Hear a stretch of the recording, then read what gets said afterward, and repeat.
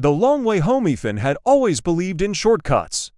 Not the clever kind that saved time without harm, but the quiet ones rounding numbers, skipping steps, signing forms he hadn't fully checked. At the warehouse where he worked as a quality control assistant, speed was praised more than precision, and Ethan learned quickly that cutting corners made him look efficient. Supervisors nodded. Paychecks arrived on time. No one complained, at least, not at first. One Thursday afternoon, a shipment of electrical components was rushed through inspection. Ethan glanced at the checklist, hesitated, then signed it off without testing the final batch.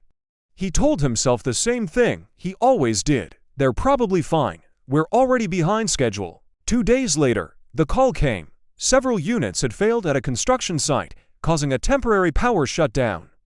No one was hurt, but the client was furious. An investigation began, and the signed checklist led straight to Ethan. Sitting in the manager's office, Ethan felt his chest tighten as questions piled up. Had he tested the batch? Had he followed protocol? The truth hovered on his tongue, heavy and uncomfortable. For a moment, he considered lying, just a small one. A shortcut out of trouble, but something stopped him. He thought of his father, a mechanic who used to say, "You can cheat the road, but you can't cheat the destination." Ethan took a breath and told the truth. He admitted he hadn't done the full inspection. The silence that followed was worse than yelling. Ethan was suspended for a week and reassigned when he returned. The promotion he'd been hoping for disappeared. For the first time, shortcuts cost him more than they saved.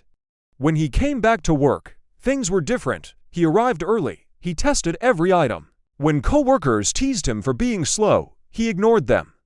Each careful step felt heavy, but also strangely steady, like placing stones to cross a river instead of jumping and hoping not to fall. Months passed. Mistakes in his section dropped.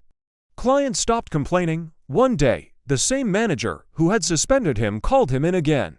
"This," she said, holding up a report, "is the cleanest inspection record we've had all year. I trust your work now." Walking home that evening, Ethan realized integrity wasn't about never making mistakes. It was about choosing the long way when the short one tempted you most. Shortcuts had once made his job easier. Integrity made his work matter.